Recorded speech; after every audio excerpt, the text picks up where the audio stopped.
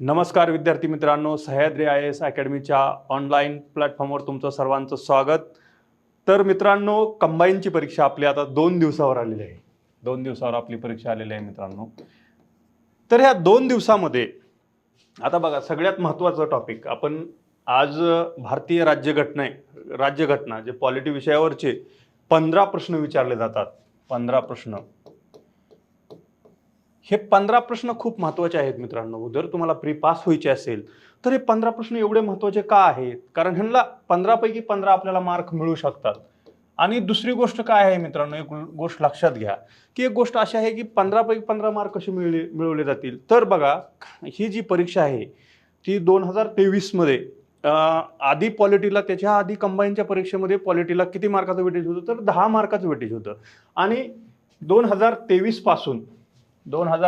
पासून मित्रांनो इथं 15 मार्काचं वेटेज करण्यात आलेलं आहे. आणि आतापर्यंत किती परीक्षा झालेल्या आहेत? तर मित्रांनो 3 परीक्षा झालेल्या आहेत की 23, 24, 25. ह्या तिन्ही परीक्षेमध्ये आयोगाने बघा एक ठराविक टॉपिकवरच पुन्हा पुन्हा प्रश्न विचारलेले आहेत. ते 45 जे प्रश्न आहेत ना मित्रांनो, ह्या 3 परीक्षेमधले 45 प्रश्न, ह्या 45 प्रश्नाचा आपण योग्य प्रकारे की अनालिसिस करणार आहोत की बाबा नेमकं कोणत्या टॉपिकवर. असे 4-5 टॉपिक मित्रांनो तुम्हाला दिसतील. तर त्याच्यावरती आता हे 45 प्रश्न तुम्हाला मी 1 बाय 1 आपण डिस्कस करूया. त्यातनं तुमच्या लक्षात येईल की उद्या येणाऱ्या परीक्षेमध्ये आपण नेमकं ह्या टॉपिकची कशी रिव्हिजन केली पाहिजे. आणि बघा, ह्या एक्झामची डिमांड पण ह्या एक्झामची कशी बघा, ही डिमांड जी आहे ना मित्रांनो, ती सुद्धा आपल्या लक्षात घेतली पाहिजे की एवढेच टॉपिक रिव्हिजन. जर तुम्ही पॉलिटीला तुमचा जर सर्वसाधारण अभ्यास असेल आणि आता हे लेक्चर पाहिल्यानंतर जर पॉलिटीला मित्रांनो तुम्ही जर फक्त 2 तास त्याची रिव्हिजन केली आणि हे लेक्चर 2 तासाचं जर तुम्ही पाहिलं, तर मी तुम्हाला खात्रीशीर सांगतो की तुम्ही 13+ मार्क तुम्हाला उद्याच्या परीक्षेमध्ये नक्की मिळणार आहेत. तर बघा, आता आपण एक काम करूया की हे 2023, 24, 25 ह्याच्यामध्ये कुठल्या टॉपिकवर आयोगाने प्रश्न विचारलेला आहे आणि उद्याच्या परीक्षेमध्ये पण त्याच टॉपिकवर आयोग पुन्हा प्रश्न विचारणार आहे. हे आपण पाहूया की पुन्हा त्याच टॉपिकवर की बघा कोणते टॉपिक आहेत. तर चला लगेचच आपण ह्याला सुरुवात करूया मित्रांनो. बघा, तर पहिला प्रश्न बघा. आता ह्या PPT मध्ये आपण कसं केलेलं आहे मित्रांनो की टॉपिक एक टायटल असं हायलाईट करून दिलेलं आहे की टॉपिक मोठ्या अक्षरात लिहिलेलं आहे. पर्यायचं बघा, तुम्हाला सर्वांना तर माहिती आहे की ह्याचं उत्तर काय आहे, पण आपल्याला ह्या टॉपिकवर काम करायचं आहे. तर पहिला प्रश्न बघा, 2024च्या परीक्षेमध्ये काय विचारला होता? भारतीय राज्यघटनेच्या कोणत्या अनुसूचीमध्ये प्रत्येक घटक राज्य व केंद्रशासित प्रदेशासाठी राज्यसभेतील जागा वाटपाबाबतची तरतूद आहे? म्हणजे ह्यांचं विचारलं की कोणत्या शेड्यूलमध्ये राज्यसभेच्या जागा वाटपाची तरतूद आहे. तर बघा मित्रांनो, ते आपल्याला डायरेक्ट माहिती आहे, शेड्यूल 4. तर ह्या PYQ उद्याच्या परीक्षेमध्ये कशा प्रकारे प्रश्न विचारला जाऊ शकतो? तर पहा, तर मित्रांनो आपल्याला हे शेड्यूल जे 12 शेड्यूल आहेत ते सर्व शेड्यूल माहीत असणं अपेक्षित आहे. तर त्या 12 शेड्यूलमध्ये बघा, शेड्यूल 1 काय आहे की राज्य आणि देशाचं नाव आणि राज्यांची नाव हे दिलेलं आहे. 2 मध्ये काय आहे पहा, 3 मध्ये काय आहे. त्या प्रकारे इथे शेड्यूल 4 साठी प्रश्न विचारला होता. शेड्यूल 4 मध्ये राज्यसभेच्या जागा आहेत. शेड्यूल 5 बघा, ते 4 राज्य कोणते आहेत? AM-TM असं म्हणून आपण लक्षात ठेवलं होतं मित्रांनो. ट्रिक आहे AM-TM. तर काय, आसाम, मेघालय, त्रिपुरा, मिझोराम ही 4 राज्य असल्याचं मित्रांनो आपल्याला दिसून येतं. शेड्यूल 6 मध्ये कोणती राज्य आहेत ते पहा. शेड्यूल 5 मध्ये, शेड्यूल 6 मध्ये, शेड्यूल 7 केंद्र आणि राज्य ह्यांच्या जे अधिकाराची विभागणी आहे ती दिलेली आपल्याला दिसून येतं. त्यानंतर शेड्यूल 8 बघा. आता परत ह्याच परीक्षेमध्ये शेड्यूल 8 वर पण प्रश्न आलेला आहे की भाषा, किती भाषा? 22 भाषा आहेत. कुठल्या घटना दुरुस्तीने ऍड केलेल्या आहेत? म्हणजे आपण हे 12 शेड्यूल आहेत ना मित्रांनो, 12 शेड्यूल हे आपण चांगल्या प्रकारे करून घ्यायचे आहेत. शेड्यूल 10, आता येणाऱ्या परीक्षेमध्ये सरळ प्रश्न विचारू शकतात की शेड्यूल 10 कोणत्या घटना दुरुस्तीने ऍड करण्यात आलेला आहे किंवा त्याचं वर्ष विचारू शकतात. त्याच्यानंतर शेड्यूल 11 पंचायत राज संबंधी, शेड्यूल 12 महानगरपालिका संबंधी, हे शेड्यूल आणि त्याच्यामध्ये काय तरतुदी आहेत ह्या आपल्याला करायच्या आहेत. तर अजून बघा ही 10-12 शेड्यूल येणाऱ्या परीक्षेसाठी तुमची पाठ असावीत किंवा त्याच्याबद्दल जनरल माहिती असावी. ह्या शेड्यूलबद्दल काहीही प्रश्न येऊ द्या की एका साईडला शेड्यूल देतील, दुसऱ्या तरतुदी देतील, जोड्या लावा देतील किंवा अशा प्रकारचा पुन्हा प्रश्न विचारला जाऊ शकतो.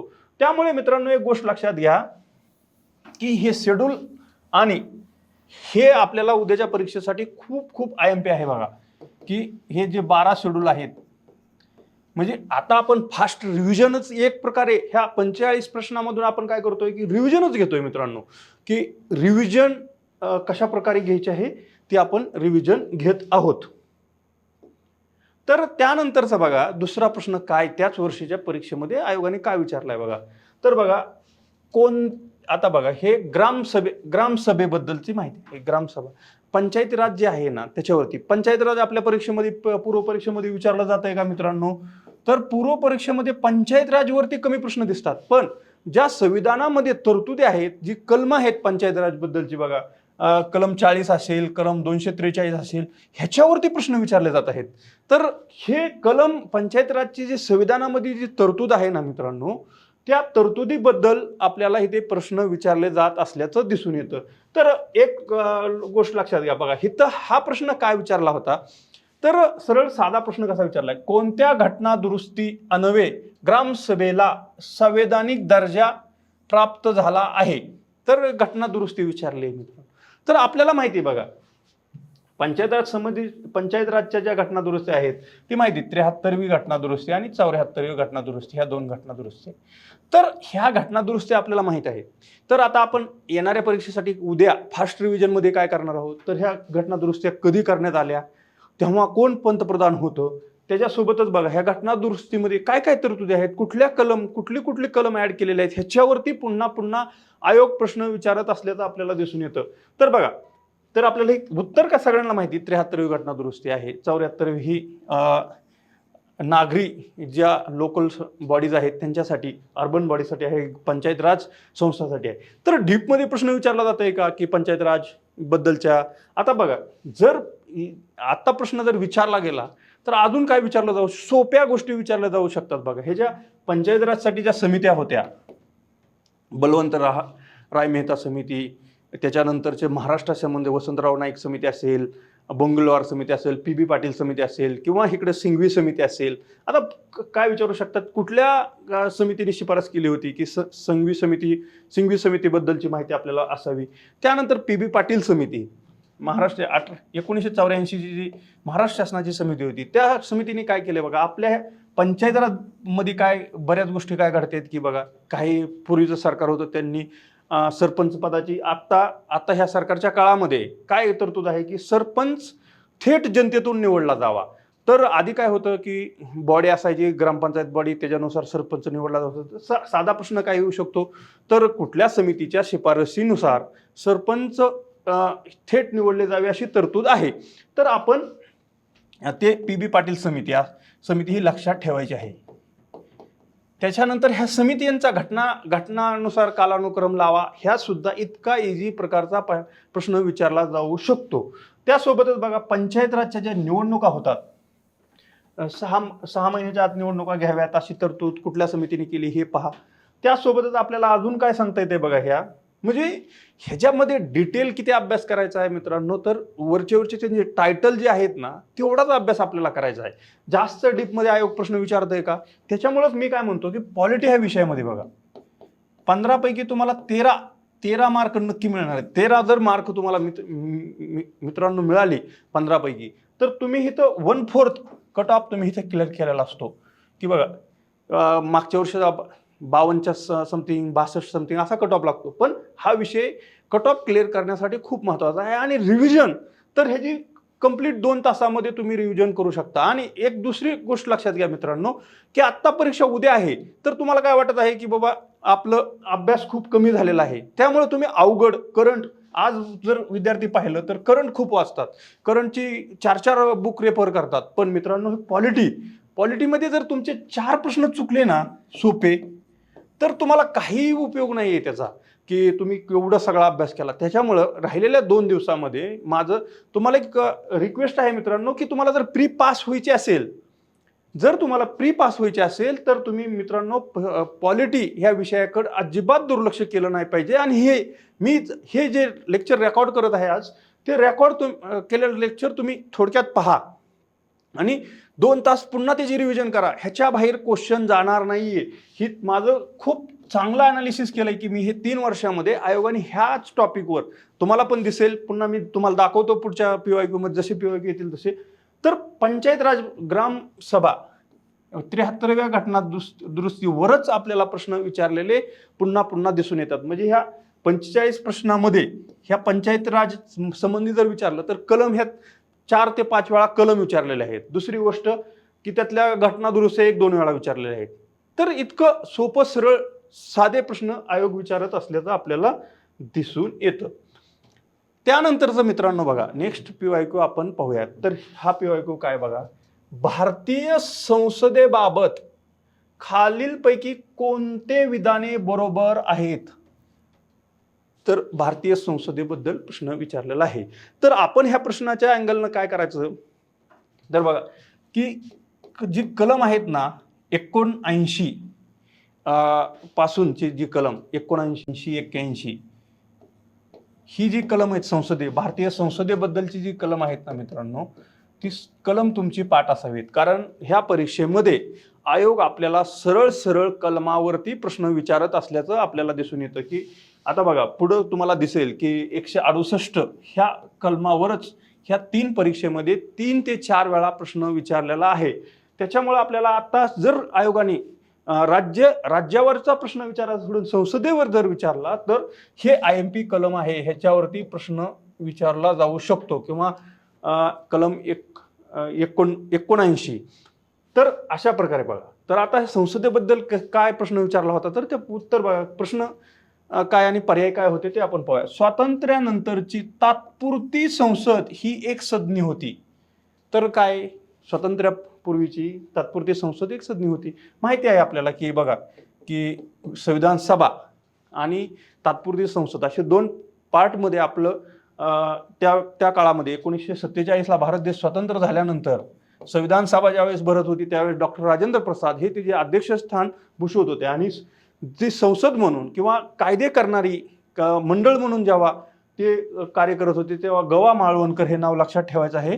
गवा मावळणकर हे नाव लक्षात ठेवा, कारण ते त्याचे अध्यक्ष म्हणून काम पाहत असल्याचं आपल्याला दिसून येतं. तर बघा ती एक संज्ञा होती का, तर डेफिनेटली होती. त्याच्यानंतर 1952 मध्ये काय झालं, त्यानंतर राज्यसभा ह्या सभागृहाची स्थापना झाल्याचं आपल्याला दिसून येतं. आणि त्यानंतर राज्यसभेच्या सदस्याचा कार्यकाळ अमेरिकेच्या सिनेटच्या सदस्याप्रमाणे आहे. आता हा ट्रॅप असतो बघा आयोगात अशा प्रकारचा.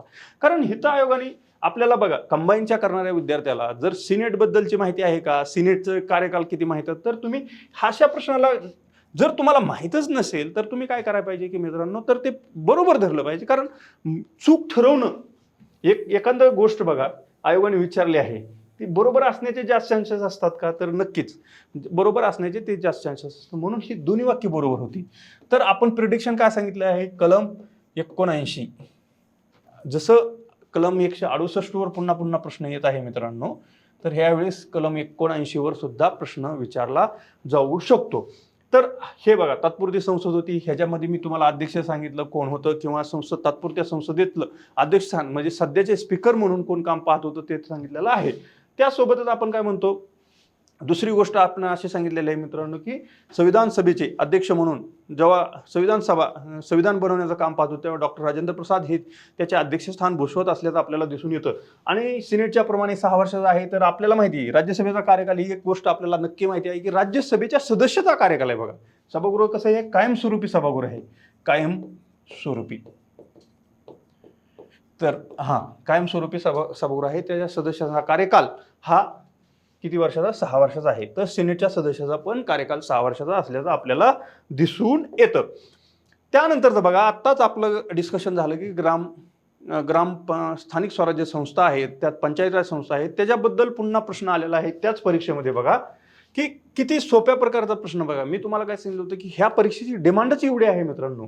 डिमांड एवढीच आहे की डिमांड फक्त ह्या परीक्षेची एवढीच आहे की कलम 15 पैकी तुम्हाला 6 ते 7 प्रश्न कलमाच्या संबंधित दिसतील. आणि एकदा जर कलम तुमचं हे फॅक्च्युअल डाटा तुम्हाला माहीत नसेल मित्रांनो, तर तो चुकण्याचे खूप चान्सेस आहेत. तुम्हाला मी शेवटी एक 5 मिनिटामध्ये भारतीय राज्यघटनेची रिव्हिजन कशी करायची ते तुम्हाला सांगतो. तर बघा कसं शब्द सुद्धा कसे वाचायचे. आपण हे टायटल का मोठं दिलेलं आहे की तुम्हाला हा टॉपिक तुमच्या डोळ्यासमोर आला पाहिजे की ह्या टॉपिक मधलं आपल्याला काय माहिती आहे का. तर बघा, राज्यघटनेतील कोणत्या अनुच्छेदात पंचायत राज्याची संबंधित जिल्हा पंचायत, ग्रामसभा, मध्यम स्तर, गाव इत्यादी शब्दांच्या व्याख्या दिलेल्या आहेत. तर पंचायत राज संस्था ज्या आहेत ते भारतीय संविधानाच्या कुठल्या कलमामध्ये आहेत, तर त्या 243 कलमामध्ये असल्याचं आपल्याला दिसून येते. ह्याच्यात बघा, ए पासून ते ओ पर्यंत हे पंचायत राज संबंधी आहे. त्याच्यानंतर ओ पासून जी पुढची कलम आहेत, ओ पासूनची पुढची कलम हे अर्बन ज्या लोकल बॉडीज आहेत त्यांच्या संबंधी आहेत. त्याच्यानंतर बघा 97वी घटना दुरुस्ती झालेली आहे. ह्याच्यातच ते ऍड केलेलं आहे की सहकारी संस्था ज्या आहेत त्या सहकारी संस्थाबद्दलची जी माहिती आहे ती यात ऍड केल्याचं आपल्याला दिसून येतं. तर येणाऱ्या परीक्षेमध्ये इथं आपल्याला प्रिडिक्शन म्हणण्यापेक्षा संभाव्य प्रश्न आपण काय हे करू शकतो की बाबा ह्याचा 243 भाग कितीमध्ये आहे. संविधानाचे जे भाग आहेत 22, संविधान भाग आपण जे 22 म्हणतो, तर हे किती बघा की आपल्याला माहिती आहे की मूलभूत अधिकार हे भाग 3 मध्ये देण्यात आलेले आहेत, 4 मध्ये किंवा मूलभूत कर्तव्ये 4A. त्याच्यानंतर निवडणुकीचं कलम किती, निवडणूक आयोगाचे जे आहे ते भाग 15 मध्ये असले. ह्याच्यावर सरळ प्रश्न विचारलेला आहे. त्याच्यामुळे मित्रांनो शेड्यूल तुमचे 12 डोळ्याच्या पुढं पाहिजेत तुमच्या. त्याच्यानंतर हे संविधानाचे भाग त्याची फक्त थोडक्यात माहिती पाहिजे बघा. अपेक्षित प्रश्न असा पण सरळ आयोग विचारू शकतं की एका साईडला भाग 1, 2, 3, 4 का किंवा कुठलाही भाग 15 आणि इकडं निवडणूक आयोग असं जोड्या लावाई सुद्धा देऊ शकतं. त्यामुळे आपण ते लक्षात ठेवायचं आहे. त्यानंतर अजून ह्या PYQ मध्ये आपल्याला काय सांगता येईल, तर मगाशी मी तुम्हाला सांगितलं की पंचायत राज संबंधी 243. तर मित्रांनो अजून आपल्याला समोर प्रश्न ह्याच कलमाच्या संबंधित दिसतील. ह्याच्यामध्ये जे उपकलम आहेत ए पासून ओ पर्यंत त्याच्या पण जोड्या लावा आयोग विचारेल, किंवा पंचायत राज अर्बन ज्या शहरी संस्था आहेत त्यांची जी कलम आहेत त्यांच्या सुद्धा जोड्या लावाय आपल्याला आयोग विचारू शकतं. तर बघा ह्याच्यातच काय विचारू शकतं की राज्य निवडणूक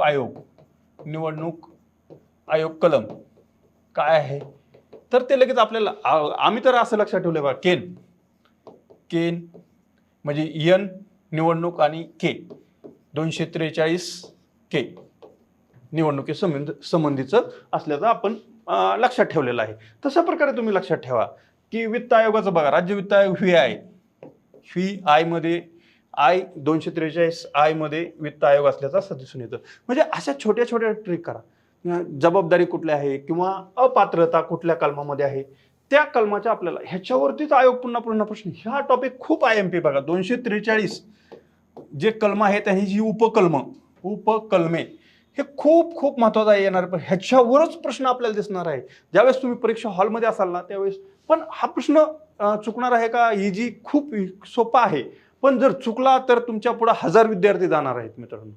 जे कॉम्पिटिशन जर तुम्हाला हे करायचे असेल तर हे तुम्हाला चांगल्या प्रकारे करणं गरजेचं आहे. त्यानंतरचं बघा नेक्स्ट PYQ त्याच परीक्षेमध्ये काय विचारलेलं आहे. तर आता बघा सुरुवातीला मी तुम्हाला सांगितलं होतं भाषाबद्दल प्रश्न येत आहेत, शेड्यूल बद्दल. तर मित्रांनो हे पहा, शेड्यूल 8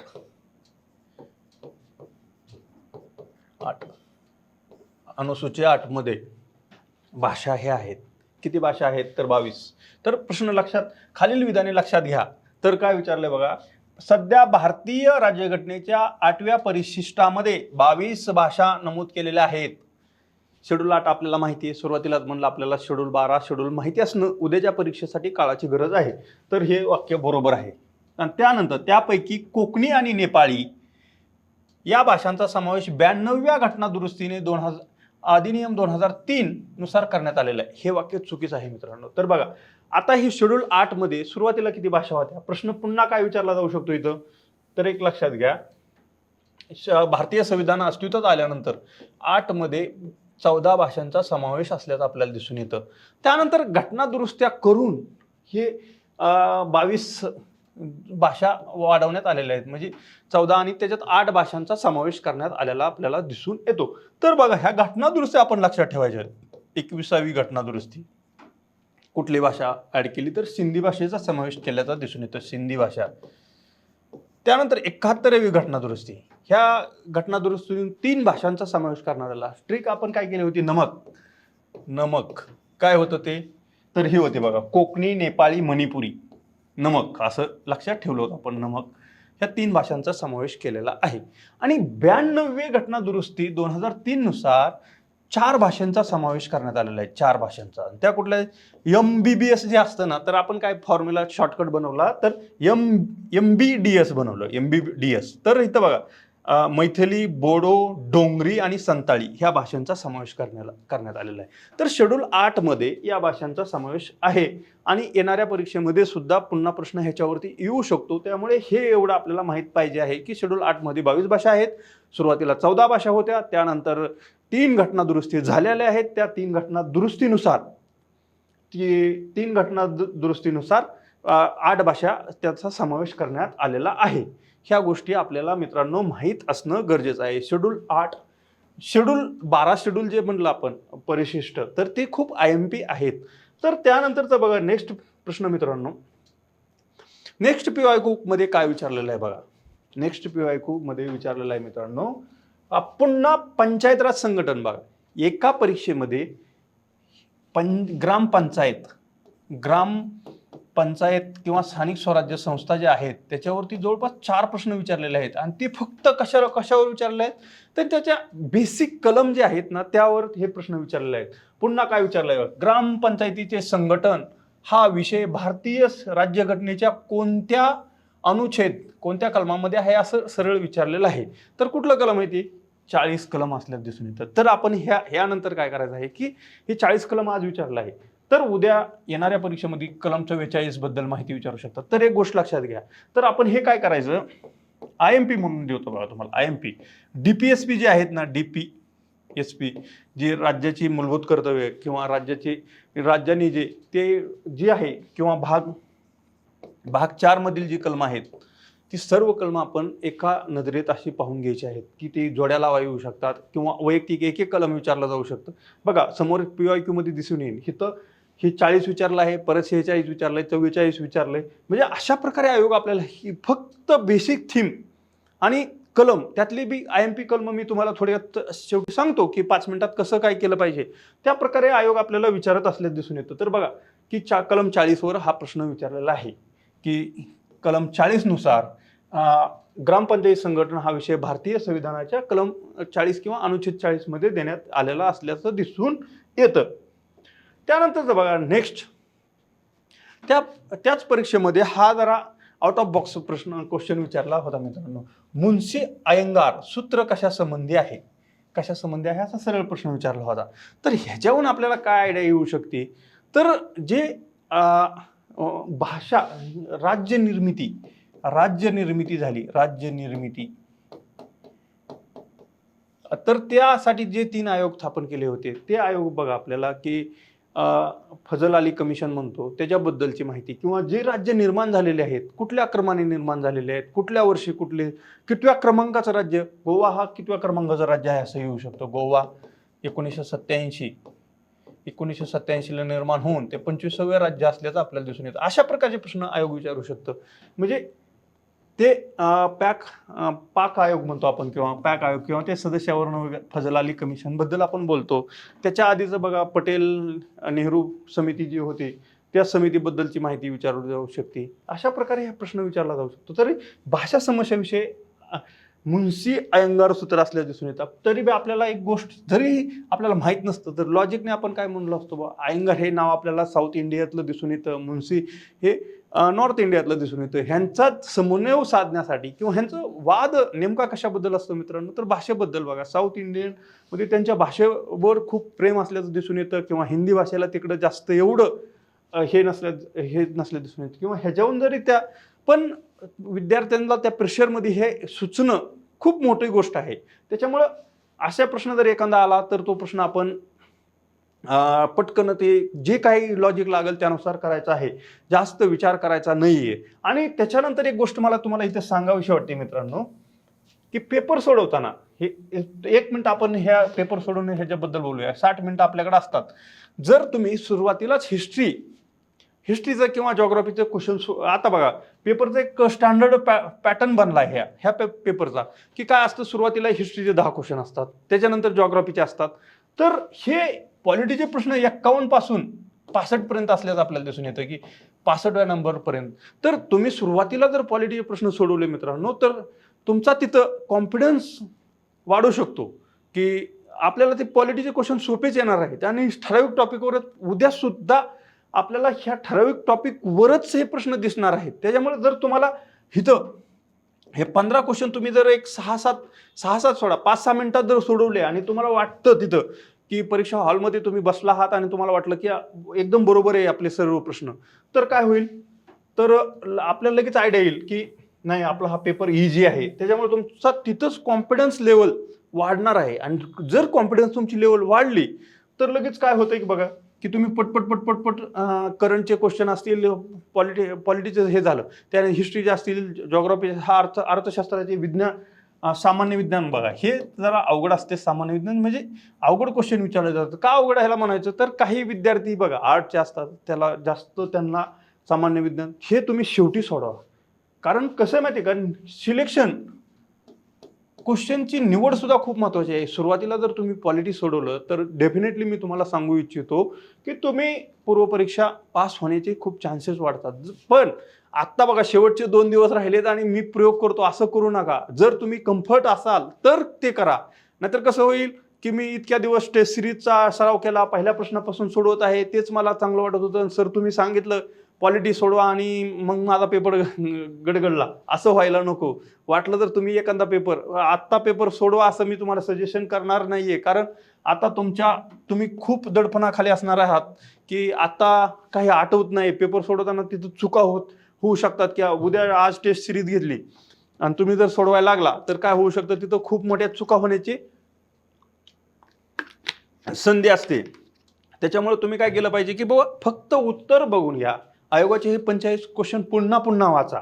माझं एकच सजेशन राहील, तुम्हाला रिव्हिजनला जर कमी वेळ असेल तर हे फक्त मी जे ह्या लेक्चरमध्ये आज तुम्हाला सांगतो आहे ना, तेवढंच फक्त तुम्ही ऐका, पुस्तकात बघा आणि तेच पेपरमध्ये त्याचंच तुम्हाला रिफ्लेक्शन दिसणार आहे. त्यानंतरचं बघा, पुन्हा कलम किंवा अनुच्छेद, आर्टिकल, पुन्हा आर्टिकलवरती प्रश्न आहे. म्हणजे बघा, ह्या 15 प्रश्न झाले का? हां, ओके, 15 होऊन गेले. तर पुन्हा ही 2025चा पेपर आहे मित्रांनो. तर बघा, ह्याच्यामध्ये 25-24चा असेल, डायरेक्ट आपल्याला सांगता येत नाही, आपण शफल केलेले आहेत क्वेश्चन त्यामुळे. तर बघा काय विचारलंय पुन्हा प्रश्न, भारतीय संविधानातील खालील अनुच्छेदनुसार निर्वाचन आयोग, इलेक्शन कमिशन, EC वरती प्रश्न विचारलेला आहे. इलेक्शन कमिशन ऑफ इंडियावरती प्रश्न विचारलेला आहे, की त्याचं फक्त काय विचारलेलं आहे, कोणत्या कलमामध्ये आहे. तर तुम्हाला माहिती कुठलं, 324 ह्या कलमामध्ये निवडणूक आयोगाची तरतूद असल्याचं आपल्याला दिसून येतं. डिटेलमध्ये विचारलंय का, तर अजिबात नाही. डिटेलमध्ये आपल्याला आयोग विचारतंय का, तर नाही आहे मित्रांनो. फक्त आयोगाने आपल्याला काय विचारलेलं आहे, तर कलम विचारलेला आहे. तर आता ह्या वेळेत काय करायचं आपण, तर ह्याचा भाग किती आहे बघायचं, की इलेक्शन कमिशन किती भाग आहे बाबा, तर त्याचा 15वा भाग असल्याचं आपल्याला दिसून येतं. त्या पुढे जाऊन काय करायचं, की ह्याची रचना कशी आहे. जर डीपमध्ये विचारायचा प्रयत्न केला तर कशी आहे रचना. एक चीफ इलेक्शन कमिशन आणि 2 हे कधीपासून सुरुवात झालं ते पाहायचं आहे. त्याच्यानंतर राज्य निवडणूक आयोगाचं कलम बघा, 243. काय 243 मी सांगितलं, केन निवडणूक असं ते. त्याच्यानंतर काय तुम्ही डोळ्यासमोर ठेवायचं, की ह्यांचा कार्यकाल किती असतो बाबा, की 5 वर्ष की 6 वर्ष आणि वयाची की 65 वर्ष कंप्लीट होईपर्यंत, ह्याच्यावर सुद्धा पुन्हा प्रश्न विचारला जाऊ शकतो. 6 वर्ष आणि 65 असं. आणि राज्य निवडणूक आयोगाचा कार्यकाल किती आहे, म्हणजे ह्या बेसिक गोष्टी. आणि त्याच्या पुढे जाऊन जर तुम्हाला करायचं असेल तर हे पण करू शकता की सध्याचे निवडणूक आयुक्त, मुख्य निवडणूक आयुक्त कितव्या क्रमांकाचे आहेत बाबा, ज्ञानेश कुमार. कारण हे नाव खूप चर्चेत आहे बघा आपल्या देशामध्ये. हे नाव सध्या खूप चर्चेत आहे. विरोधक इलेक्शन कमिशनवरती खूप पुन्हा पुन्हा टीका करत आहेत की इलेक्शन कमिशन त्यांचं जे काम आहे ते पारदर्शकपणे करत नाहीये, एका पार्टीला सपोर्ट करत आहे, असं विरोधक जी विरोध पार्टी आहेत त्याच्यावर टीका आहे. म्हणून हे न्यूजमधलं आहे की ह्याच्यावर रोज एक न्यूज आहे बघा. आता पश्चिम बंगालमध्ये निवडणुका झाल्या त्याच्याबद्दल हे निवडणूक आयोग चर्चेत आहे, एवढं चर्चेत आहे. तर पेपर सेट करणारे पण हे तुमच्या आमच्यातलीच माणसं आहेत, कारण त्यांच्या कानावरती ह्या गोष्टी रोज पडत असतात. त्याच्यामुळं पॉलिटिचा पेपर सेट करतोय बाबा तर निवडणूक आयोगावरती प्रश्न विचारू शकतात किंवा त्याच्या कार्याबद्दल त्यावर का टीका होत आहे अशा प्रकारचा सरळ प्रश्न विचारू शकतात. किंवा हे नाव जे चर्चेत आहे की एवढं सारखं ह्यांच्यावर टीका होत आहे की ते एका पक्षाचे कार्य करत आहेत, त्यांनाच ते फेवर देत आहेत, तर हे नाव सुद्धा. मग ह्यांच्याबद्दल जर विचारलं तर काय विचारलं जाऊ शकतं की करंटमध्ये प्रश्न विचारतील किंवा आपल्या पॉलिटीमध्ये सुद्धा विचारतील. कारण पॉलिटीमध्ये तशा प्रकारचे प्रश्न विचारलेले आहेत 2025 साली आयोगाने. तर इथं अजून काय विचारू शकतात ते मित्रांनो, तर ते विचारू शकतात की हे ज्ञानेश कुमार हे कितवे निवडणूक आयुक्त, मुख्य निवडणूक आयुक्त आहेत, तर ते आपल्याला माहिती पाहिजे. नसेल माहिती तर तेवढ्यात तुम्ही पाहून घ्या. तुम्ही करंटमध्ये, मला माहिती आहे तुम्ही करंटमध्ये खूप सारं वाचलेलं आहे, पण फक्त शेवट तुम्ही एवढा अभ्यास केलेला आहे मित्रांनो की ह्या परीक्षेच्या 5 पट जास्त तुम्ही अभ्यास केलेला आहे. फक्त ते इम्प्लिमेंटेशन तुम्हाला करायचं आहे. एखादा विद्यार्थ्यांनी खूप सामान्य जरी अभ्यास केला तरी ही परीक्षा पास होऊ शकतो. फक्त त्याचं प्लॅनिंग व्यवस्थित पाहिजे बघा. प्लॅनिंग जर असेल ना तुमचं तर तुम्ही आरामात परीक्षा ही पास होऊ शकता. त्यामुळे हे लक्षात घ्या मित्रांनो.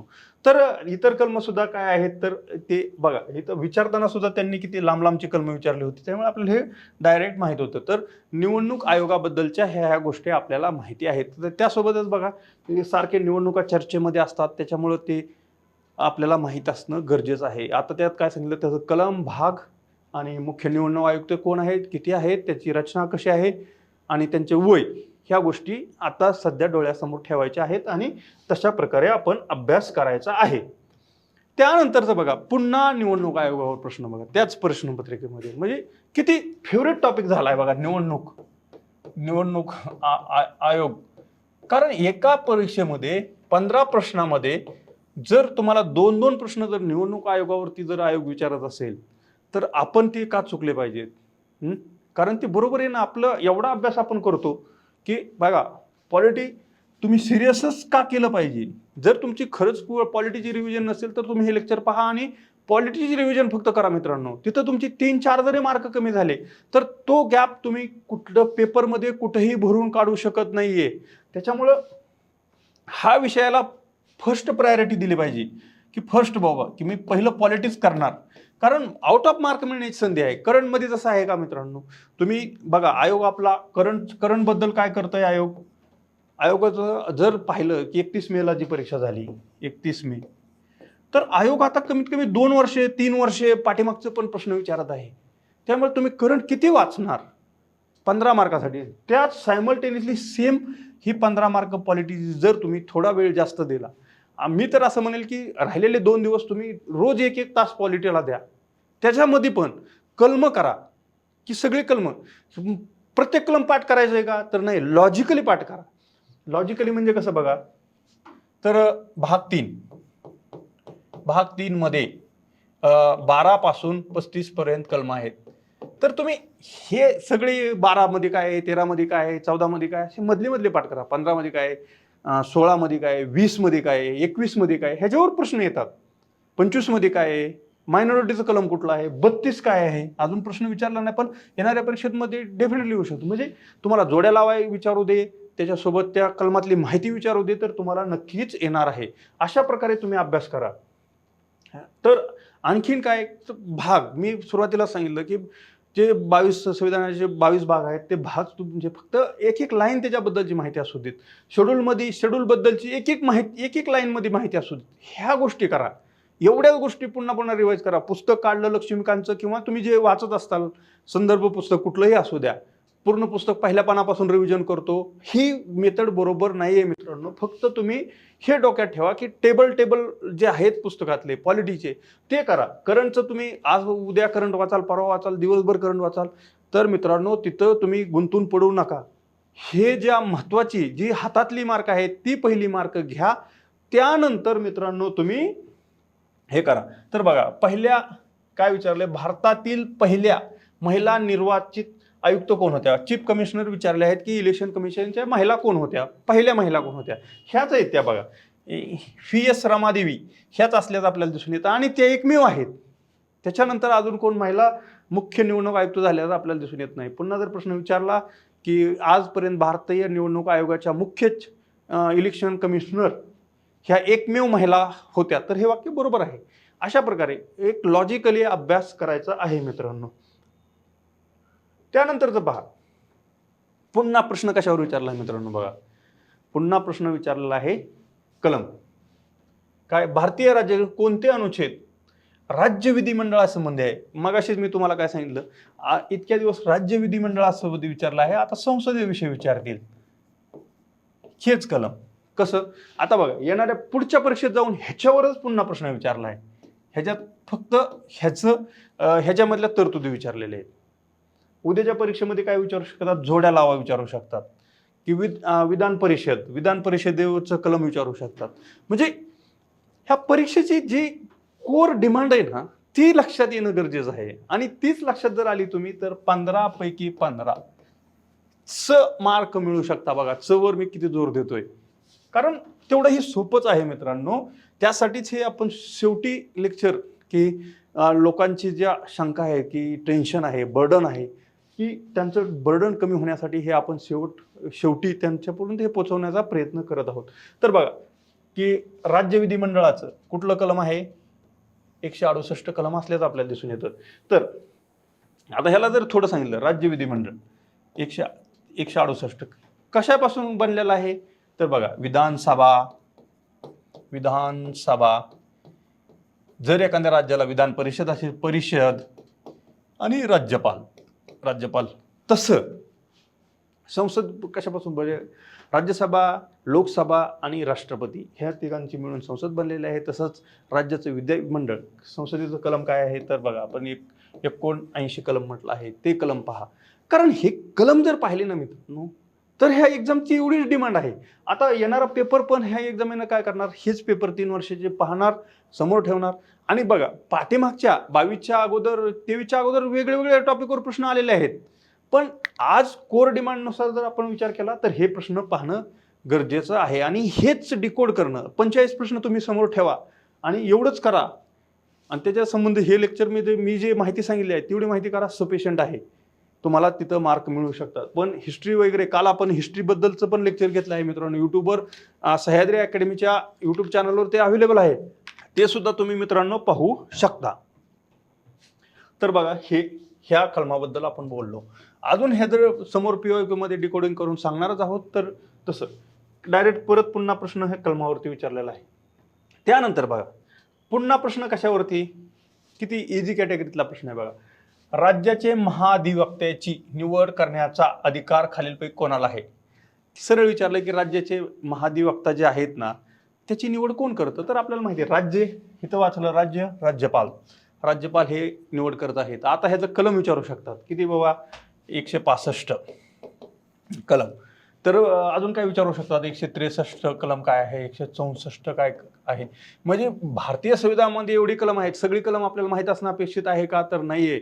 आपल्याला फक्त ही कलम एवढी जी महत्वाची आहेत राज्याबद्दलचं.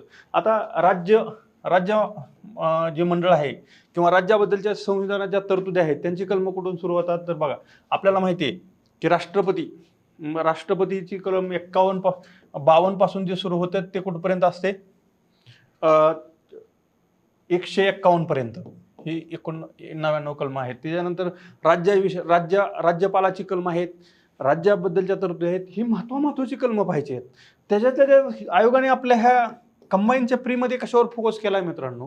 तर राज्याच्या संबंधी ज्या गोष्टी आहेत ना त्याच्यावर जास्त फोकस केला आहे. पण आपण सायमल्टेनियसली संसदेचं पण का पाहतो, उद्या येणाऱ्या परीक्षेमध्ये जर संसदेबद्दल विचारली माहिती तर ते आपल्याला माहीत असावी म्हणून आपण संसदेबद्दलची सुद्धा माहिती पाहत आहोत.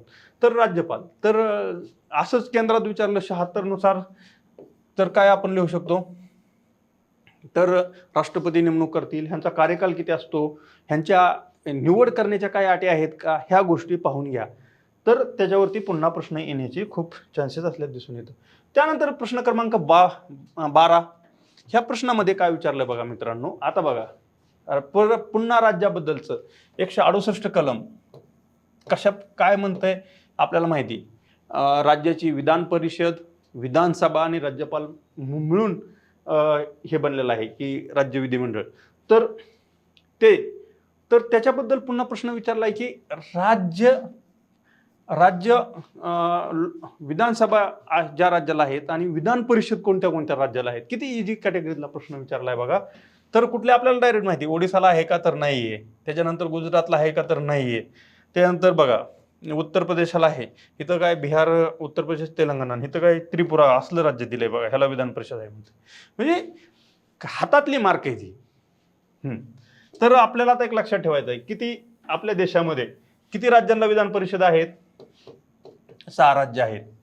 कुठलं आपलं सुरुवात करायची आपल्या प्याऱ्या महाराष्ट्र, आपलं जे राज्य प्रिय राज्य आहे महाराष्ट्र, तिथून सुरुवात करायची आहे. महाराष्ट्र, शेजारी कर्नाटक घ्यायचं, कर्नाटक. त्याच्यानंतर आपण लगेचच 2014 साली 2 राज्य निर्माण झालेले आहेत. आंध्र प्रदेश विभाजन होऊन तेलंगणा, आंध्र प्रदेश झालं. आणि फेमस उत्तरेकडची 2 राज्य, कुठली लोकसंख्या जास्त ज्या राज्यांची आहे ती उत्तर प्रदेश आणि बिहार. ही 6 राज्य आपण लक्षात ठेवायची. जम्मू काश्मीरला होती का, तर मित्रांनो डेफिनेटली JNKला विधान परिषद होती. पण जम्मू काश्मीरचं 2 राज्याचा दर्जा काढून 2019 साली जेव्हा त्याला केंद्रशासित प्रदेशांचा दर्जा देण्यात आला, त्यानंतर ही तिथली विधान परिषद सस्पेंड करण्यात आलेली आहे. ही एवढ्या गोष्टी लक्षात ठेवायच्या आहे. येणाऱ्या परीक्षेमध्ये काय विचारू शकतात बघा. तर डायरेक्ट इथं काय विचारलं जाऊ शकतं आपल्याला की कलम विचारलं जाऊ शकतं. आता ही 6 राज्य विचारली किंवा परत अ ब क असं करून पर्याय दिला जाऊ शकतो. महाराष्ट्र, कर्नाटक हे तर तुमचं पाठ आहे. त्यानंतर कलम 169 ह्या कलमानुसार विधान परिषद निर्माण करण्याचा अधिकार कोणाला आहे, तर तो संसदेला असल्याचा दिसून येतो. संसदेला त्या पुढे जाऊन काय विचारू शकतात, कुठल्या बहुमताची गरज असते, तर साध्या बहुमताची गरज असते. साध्या बहुमताची गरज असल्याचं आपल्याला दिसून येतं. साध्या बहुमताची गरज असल्याचं दिसून मित्रांनो येतं. तर अशा प्रकारे हा प्रश्न विचारला जाऊ शकतो.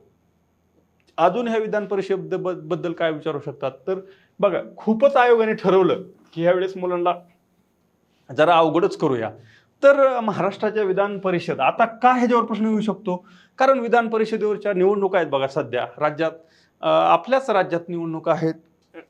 स्थानिक स्वराज्य संस्था ह्याच्यातून निवडणुका निवडणुका सुरू आहेत. त्यामुळे सदस्य संख्या विचारली जाऊ शकते. सदस्य संख्या की महाराष्ट्र विधान परिषदेमध्ये किती सदस्य आहेत, तर त्या 78 दिसून येतं. त्याच्या पुढे जाऊन अजून काय प्रश्न आयोग विचारू शकतं की विधान परिषद नावं देऊ शकते ही 6 राज्य किंवा त्यातली 4 निवडली जातील. त्यांची सदस्य कोणत्या राज्यात किती आहेत. महाराष्ट्राच्या 78 तुम्हाला माहिती आहे. आंध्रात किती आहेत, यूपीमध्ये बघा 100 असल्याचं दिसून येतं, हे लक्षात ठेवा. बिहारमध्ये किती आहेत, ह्याच्या जोड्या लावायचा सुद्धा प्रश्न येऊ शकतो. कारण ह्या ज्या परीक्षा आहेत ना मित्रांनो, राज्यसेवा जी ऑब्जेक्टिव्ह होती त्याच्या सगळ्या जवळपास मेन्स बऱ्यापैकी मी दिलेले आहेत. त्यातले सगळे PYQ नीट अनालिसिस केलेले आहेत. त्यामुळे हे सगळा अंदाज येतो मित्रांनो की प्रश्न नेमका कशावरही येणार आहे. त्यानंतर बघा पुन्हा कलमावरती प्रश्न दिसून येतो. म्हणजे या परीक्षेची डिमांडच ही आहे मित्रांनो. डिमांड मागणीच आहे की फक्त तुम्हाला कलम माहीत असली ना तर तुम्हाला 12 मार्क आम्ही देतोय. तुम्हाला फक्त सगळी कलम एक सामान्य विद्यार्थ्यांनी म्हणजे सामान्य गोष्टी त्यात डीपमध्ये करायचं असेल तर खूप डीपमध्ये जाता येतं की खूप डीपमध्ये प्रश्न. पण आपल्या परीक्षेची जी मागणी आहे, डिमांड आहे, ती एवढीच आहे की तुम्हाला कलम चांगल्या प्रकारे माहीत असावीत. तर बघा 154 प्रमाणे हे कलम 154 विचारलंय. प्रश्न क्रमांक 13 घटनेतील अनुच्छेद आर्टिकल 154 प्रमाणे घटनेतील राज्यांचे सर्व कार्यकारी अधिकार कोणाकडे सोपवलेले आहेत? तर राज्यपालाकडे सोपवलेलं आपल्याला दिसून येतं. पर्याय बघा, विधान परिषद सभापतीचा काय संबंध आहे का? तर नाहीये. त्यानंतर उच्च न्यायालय न्यायाधीश काय संबंध नाही, मुख्यमंत्री काय संबंध नाही. तर बघा, वास्तविक प्रमुख आणि रिअल प्रमुख, वास्तविक आणि नामधारी प्रमुख हे दोन आपल्याला माहिती आहेत संविधानात, त्याच्याबद्दल तरतुदी आहेत, त्या माहिती असणं गरजेचं आहे. तर राज्यपाल, आता अपेक्षित प्रश्न जर विचारायचं झालंच आयोगाला तर कशावर विचारू शकतात बघा? तर राज्यपालाची सर्व कलम विचारली जाऊ शकतात, की राज्यपालाची नेमणूक 155 या कलमानुसार केली जाते. त्यांची नेमणूक कोण करतं? राष्ट्रपती करतात. असं म्हणजे जोड्या लावा विचारलं जाऊ शकतात, एक एक कलम विचारलं जाऊ शकतं. इथं जसं 54 विचारलंय तसं पुढे जाऊन 156, म्हणजे प्रश्न बघा पुन्हा पुन्हा ह्याच टॉपिकवरती आपण.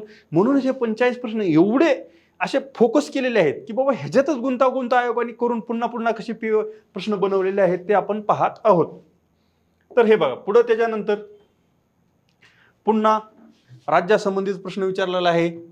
बघा काय विचारलं, काय म्हणतात ते, जिल्हा न्यायाधीशाची नियुक्ती यांच्याद्वारे होते. आता बघा, आता काय विचारू शकतात, उच्च न्यायालयाचे न्यायाधीश नेमणूक कोण करतं? त्यानंतर सर्वोच्च हायकोर्ट सुप्रीम कोर्टच्या न्यायाधीशाची नेमणूक कोण करतं? त्याच्यानंतर काय विचारू शकतात, पात्रता विचारू शकतात. पात्रता की उच्च न्यायालयाच्या न्यायाधीशाची पात्रता 10 वर्ष आहे बघा, दोन्ही पण 10 आणि हायकोर्टचं काय, सुप्रीम कोर्टचं काय मित्रांनो, 5 वर्ष आणि 10 वर्ष वकिली किंवा राष्ट्रपतीच्या मते तो कायदेतज्ञ असावा. ही फक्त सुप्रीम कोर्टसाठी आहे, हायकोर्टसाठी आहे का? तर नाही. आणि त्याच्या पुढे जाऊन जर विचारायचं झालं तर हे जिल्ह्याचे न्यायाधीशाची नियुक्ती, जिल्हा न्यायाधीशाचे कलम विचारू शकतात की कुठल्या कलमामध्ये जिल्ह्याचे मुख्य न्यायाधीश या पदाची तरतूद आहे भारतीय संविधानामध्ये, ते विचारलं जाऊ शकतं. तर इथं काय विचार, नियुक्ती कोण करतं? तर राज्याचे राज्यपाल करत असल्याचं आपल्याला दिसून येतं. त्यांच्या पात्रता काय आहेत ते सुद्धा विचारलं जाऊ शकतं मित्रांनो. पात्रता म्हणजे ह्या टॉपिकमध्ये आपल्याला ह्या सुप्रीम कोर्ट, हायकोर्ट आणि जिल्हा न्यायाधीश हे नेमणूक कोण करतं, त्याच्यानंतर त्यांची पात्रता काय आहे, त्यांचं वय बघा. हायकोर्टच्या न्यायाधीशाचं वय 62 वर्ष असल्याचं दिसून येतं. हे 62 वर्ष कुठल्या घटना दुरुस्तीने करण्यात आल्या हे खूप डीपमध्ये झालं मित्रांनो, की 15वी घटना दुरुस्ती आपण पाहायचं आहे, 15वी घटना दुरुस्तीनुसार. पण हे आपल्याला आयोग विचारणार आहे का? तर विचारणार नाहीये. आणि सुप्रीम कोर्टच्या जजचं वय किती असतं? तर 65 वर्ष असल्याचं आपल्याला दिसून येतं. ह्याच्यामध्ये सुद्धा आयोग आपल्याला फसवू शकतं. मिनिमम, आता बघा अजून कधी प्रश्न विचारलेला नाही आहे आयोगाने की मिनिमम वय किती असू शकतं, तर असलं मिनिमम वयाची काही तरतूद नसल्याचं आपल्याला दिसून येतं. मिनिमम वयाचं काही माहीत नाहीये. तर ह्या प्रश्नाबद्दल अशी माहिती आपल्याला सांगता येईल. त्यानंतरचा पुढील प्रश्न काय आहे मित्रांनो, पुढील प्रश्न पहा, की प्रश्न आधी आपण नीट पाहूया. 15वा शेवटचा प्रश्न होता त्या परीक्षेमध्ये. घटनेच्या कोणत्या आर्टिकलमध्ये किंवा अनुच्छेदामध्ये प्रत्येकी उच्च न्यायालय हे अभिलेख न्यायालय असेल असे स्पष्ट करण्यात आलेले आहे? बघा परत कलम. तर आपल्याला काय माहित पाहिजे, उच्च न्यायालय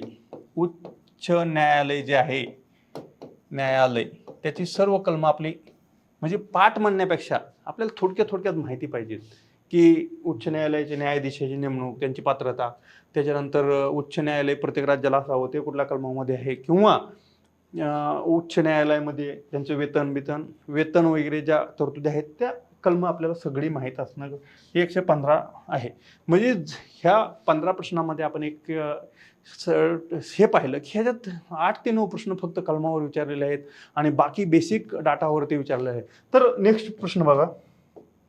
हां, पुन्हा आपण सुरुवातीला जसं म्हटलो ही कलम विचारलं होतं 243 पंचायत राजचं कलम विचारलेलं आहे. त्याच्यात परत आज जाऊन विचारलं उपकलम विचारलं काय, जी मध्ये कशाची तरतूद आहे. तर बघा हे तुम्हाला दिसत नसेल तरी मी तुम्हाला वाचून दाखवतो. सभासदाची अपात्रता कशात आहे, तर कलम F. आता बघा अपात्रता ह्याच्यावरून तुम्ही फेल लक्षात ठेवा, फेल F. त्यानंतर पंचायतीची जबाबदारीवरून जी लक्षात ठेवा.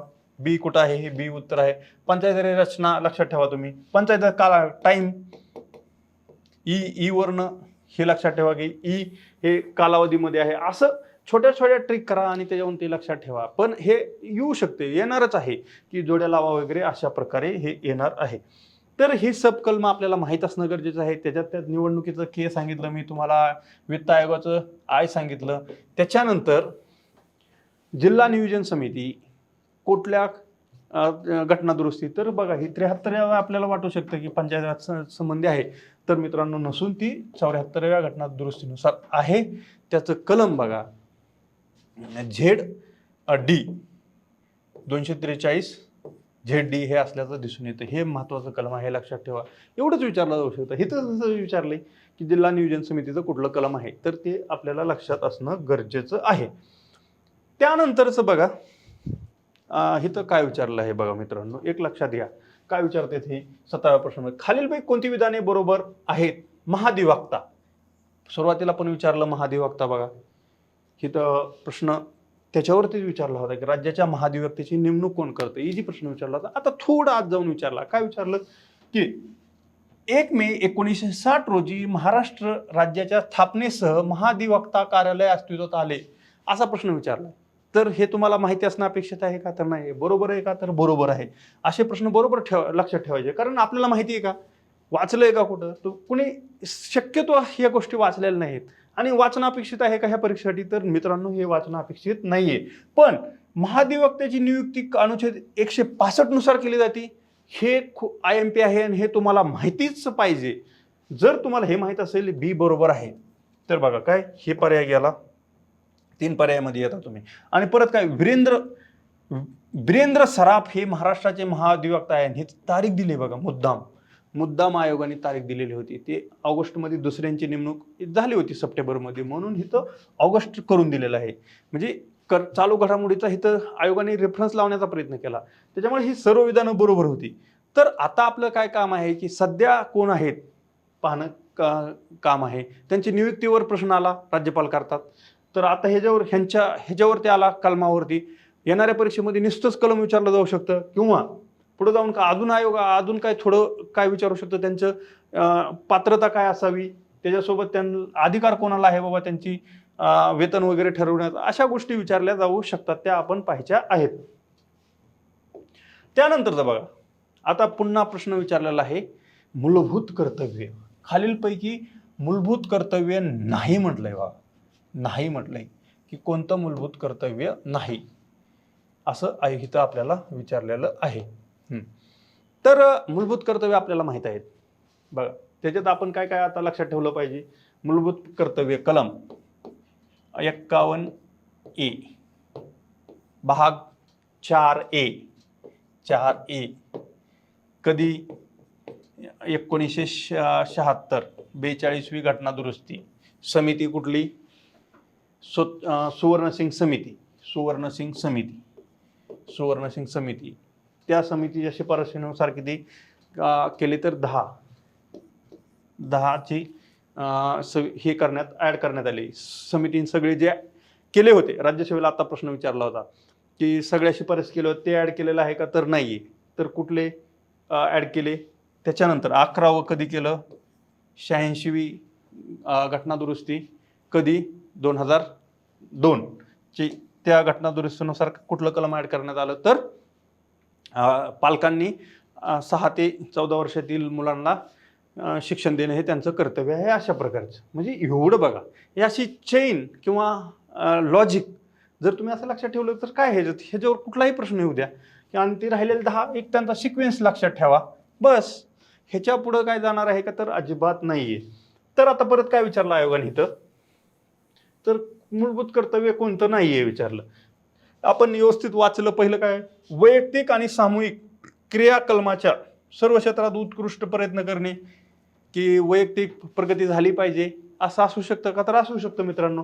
पाल्याचे 6 ते 14 वयात शिक्षणाच्या संधी उपलब्ध करून देणे, हे इथं विचारलंय. तर येणाऱ्या परीक्षेमध्ये ही जी घटना दुरुस्ती 86वी घटना दुरुस्ती 2002 असं विचारू शकतात. त्याच्या पुढे जाऊन काय, गरिबांना समान न्याय आणि मोफत कायदेशीर मदतीचा प्रचार करणे, हे मूलभूत कर्तव्य आहे का, तर मूलभूत कर्तव्य नसून DPSP मध्ये दिलेलं आहे मित्रांनो. भाग 4 मध्ये कलम 39A मध्ये दिलेलं आहे. तर ही राज्याचं मूलभूत राज्याची जी प्रमुख कर्तव्य दिली आहेत त्याच्यात दिलेलं आहे. आणि देशाचे रक्षण करणे आणि आव्हान केले असता राष्ट्राची सेवा करणे हे तर आहेच. म्हणजे अशा प्रकारे हे आता पुढे जाऊन काय हे नागरिकांवर बंधनकारक आहेत का, तर नागरिकांवर बंधनकारक नसल्याचं आपल्याला दिसून येतं. तर आता बघा कोर प्रश्न करंटच्या संबंधी विचारलेला आहे की त्या काळामध्ये खूप सारं चर्चेत असलेलं व्यक्तिमत्व देवेंद्र फडणवीस साहेब होते. राज्यामध्ये बऱ्याच घडामोडी घडल्या, त्याच्यामुळे हा प्रश्न विचारलेला आहे. तर महाराष्ट्राचे मुख्यमंत्री पदावर सप्टेंबर 2025 पर्यंत सर्वाधिक काळ मुख्यमंत्री म्हणून खालील कोण राहिले आहे. इथं तारीख दिल्यामुळे बरेच विद्यार्थ्यांनी देवेंद्र फडणवीस साहेब यांचं नाव टिक केलं, पण आपल्याला माहिती आहे की वसंतराव नाईक यांचा कार्यकाल खूप मोठा आहे. 1965 ते 1976 पर्यंत आसपास बघा, हे डायरेक्ट आपल्याला माहित नाही, पण त्यांनी 11 वर्ष जवळपास महाराष्ट्राचे मुख्यमंत्री म्हणून काम पाहिलेलं आहे. त्यानंतर देवेंद्र फडणवीस यांनी जवळपास 6 वर्ष पवारसाहेबांचं काम आहे, त्यानं वसंतदादा पाटील यांचं काम आहे. तर आता इथं येणाऱ्या परीक्षेमध्ये आपली दुर्दैवी घटना घडून राज्याचे उपमुख्यमंत्री माननीय अजितदादा पवार यांचं निधन झालं, त्या उपमुख्यमंत्री ह्या पदावर प्रश्न येऊ शकतो. उपमुख्यमंत्री पदावर हा प्रश्न येऊ शकतो की महाराष्ट्राचे पहिले उपमुख्यमंत्री कोण होते. अजितदादांनी 6 वेळा म्हणतो आपण शपथ घेतली उपमुख्यमंत्री पदाची, त्याच्याबद्दलचा प्रश्न आपल्याला अपेक्षित आहे आणि तो तशा प्रकारे विचारला जाऊ शकतो. म्हणजे बघा पेपर सेटर पण आपल्यातलीच माणसं आहेत, ते सुद्धा जे चर्चेमध्ये आहेत त्याच्यावरतीच प्रश्न काढणार आहेत. त्यानंतर बघा पुन्हा कलम ह्याच्यावरती प्रश्न विचारलेला आहे मित्रांनो. तर काय 349 मध्ये कोणती तरतूद आहे, तर भाषेशी संबंधित काही कायदे करण्याची विशेष प्रक्रिया असल्याचं आपल्याला दिसून येतं. सर्वोच्च न्यायालय आणि उच्च न्यायालयाची भाषा ही 348 मध्ये आहे. त्याच्यानंतर काय प्राथमिक स्तरावर शिक्षण 350A बघा ए आणि 350B पण आहे. ही दोन्ही कलमं तुम्ही नीट लक्षात ठेवा. ए म्हणजे अधिकारी नाही असं आम्ही लक्षात ठेवलं होतं. हिंदी भाषेचा विशेष निर्देशन देण्याचं 351 हे कलम असल्याचं दिसून येतं. म्हणजे असे आपल्याला लिंक करून कलम लक्षात ठेवायची आहेत. त्यानंतरचं मित्रांनो बघा, हे तुम्हाला दिसतंय का नाही, पण मी हे हेडलाईनच मोठी का दिलेली आहे, तर एक ह्याच्या मागं हे पण आहे मित्रांनो. जोड्या जुळा भारतीय संविधानातील बाब व कोणत्या देशाकडून घेतलेला आहे. हे IMP टॉपिक आहे बघा. IMP म्हणूयात आपण की सोपं आहे, पण कुठल्या देशातून आपण हे घेतलेलं आहे ते आपल्याला माहीत असणं गरजेचं आहे. तर बघा, तर काय म्हणतात ते एक बघा, राज्य धोरणाची मार्गदर्शक तत्वे DPSP कुठून घेतलं आपल्याला सगळं माहिती आहे. आयर्लंडकडून आपण ते घेतलेलं आहे. आयर्लंड कुठं आहे, 1ला 3 कुठं आहे, ह्या 1ला 3 इथं 2 ठिकाणी आलेलं आहे.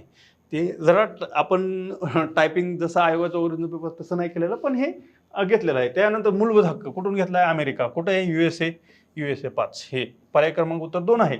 पण तुम्ही लक्षात ठेवा समोर सूची ऑस्ट्रेलियाकडून घेतलेली आहे. त्यानंतर संघराज्याचे अधिकार यादी कुठून घेतला आहे, कॅनडाकडून घेतला आहे. अशा गोष्टी आपल्याला लक्षात ठेवायच्या आहे. किंवा 1935च्या कायद्यातून आपण कुठल्या तरतुदी घेतलेल्या आहेत त्या सुद्धा माहीत असणं आपल्याला अपेक्षित आहे. त्यानंतरचं मित्रांनो बघा, पुन्हा प्रश्न कशावर विचारला आयोगाने, कलम 8 वरती.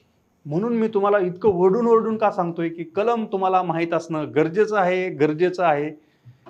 तर बघा कलम 8 आपल्याला माहिती, कलम 1 ते 4, कलम 1 ते 4 भाग 1 मध्ये असल्याचं आपल्याला दिसून येतं. 1 ते 4 भाग 2 काय आहे, भाग 2 कलम 5 ते 11 हा 5 बद्दलचं नागरिकत्वाबद्दल आहे. 6-7 पाकिस्तानातून आहे, पाकिस्तानात गेला आला अशा बद्दल आहे. 8 विचारले, मग 8 काय, पाकिस्तानातून स्थलांतर झालेल्या काही विशिष्ट व्यक्तीने नागरिकत्व अधिकार.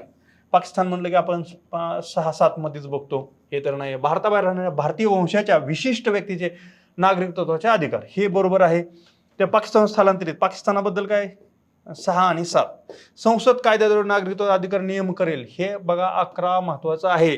आणि त्याच्यानंतर भारतीय संसदेने नागरिकत्व कायदा जो 1955 साली केलेला आहे तो महत्वाचा आहे. आणि त्याच्यामध्ये महत्वाची दुरुस्ती बघा 2019 मध्ये केली आपण, की जे अल्पसंख्याक आहेत, भारता शेजारी प्रमुख राष्ट्र म्हणजे पाकिस्तान, बांगलादेश आणि अफगाणिस्तान, ह्यातून अल्पसंख्याकांना भारतात येण्याचं जे सूट देण्यात आलेली आहे त्याच्यामुळं हे महत्त्वाचं ठरतं. आणि त्याच संबंधी चर्चेतूनच हा प्रश्न इथं विचारला गेल्याचा असल्याचं आपल्याला दिसून येतं. त्यानंतरचा पुढील प्रश्न बघा, एक मिनिट सॉरी. पुढील प्रश्न मित्रांनो, प्रश्न क्रमांक 23, उपराष्ट्रपतीच्या पात्रतेबाबत अयोग्य विधान. हे सुद्धा कीवर्ड आहे बघा. घाई गडबडीत आपण योग्य अयोग्य वाचतच नाही, ते नीट वाचायचं आहे. अशाने सुद्धा आपले मार्क जाऊ शकतात. तर बघा, अयोग्य विधान विचारलेलं आहे. तो भारताचा नागरिक असावा का? उपराष्ट्रपती पदावर एखाद्या व्यक्तीला नेमायचं आहे म्हणजे डेफिनेटली तो भारताचा नागरिक असणं अपेक्षित आहे. म्हणजे विचारायचं म्हणून हे विचारलेलं आहे. भारताचा नागरिक असणं काय, अमेरिकी नागरिकाला भारताचा उपराष्ट्रपती करणार आहेत का?